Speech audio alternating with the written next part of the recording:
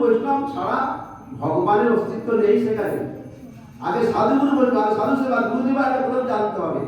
গুরুদেব হচ্ছে আমার প্রধান, গুরুদেবই আমাদের ভগবান, কারণ গুরুদেবই সেই বস্তুকে জানাবেন। সুতরাং পরম গুরুমাজ এখানে গুরুবাদের থেকে গুরুবাদের গণেরা যে এসেছেন, গুরুবাদ এসেছেন আমাদের কল্যাণের জন্য। কেন আমরা জীব অনন্তকাল ধরে পচে পচে মরছি, আমাদের অস্তিত্ব জানি না।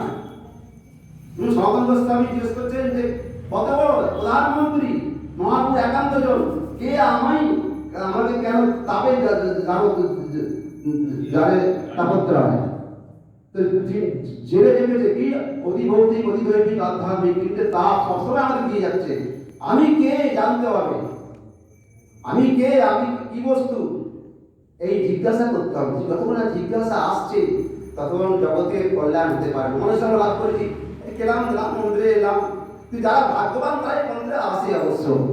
ভাগ্যবান যারা জগতে, দেখুন আজকাল কি জগৎ চলছে, কলিকাল, কিন্তু কলিকালের মতন শ্রেষ্ঠ বস্তু মহাপুরুষ এসে যে হরিনাম দিয়ে গেছেন, সেই হরিনাম একমাত্র গুরুদেব কল্যাণ, সবাইকার কল্যাণের জন্য আমাদের এসেছেন এখানে। বৈষ্ণবরা দেখতে পারেন তাদের হৃদয় কত মহৎ, তাদের হৃদয় কত করুণায় ভরা। তারা উপেক্ষা করে পরম গুরুদেব এখানে মঠ করার তো কথা নয় এখানে, কিন্তু পান্নাময়ী দেবী যখন এখানে বললেন অনেক জায়গাতে পাবেন, এখানে আমাদের উদ্ধার করার চেষ্টা করতে হবে।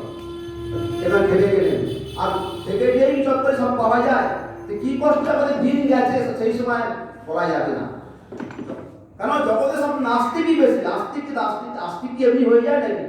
আস্তে আস্তে আস্তে আস্তে আস্তে আস্তে কত যে উৎপাদ গেছে, মঠে সাধুদের প্রতি কত উৎপাদ হয়েছে, বৈষ্ণবদের প্রতি কত উৎপাদ হয়েছে, গুরুদেব এখানে জানেন সারা জীবন ধরে কি কষ্ট পেয়েছেন। তো সুতরাং এখানে যে আমাদের যে আজকে যে মঠ কত সুন্দরভাবে যদি ভক্ত জানতে পেরেছে, সেই গুরুদেবকে জানার চেষ্টা না হচ্ছে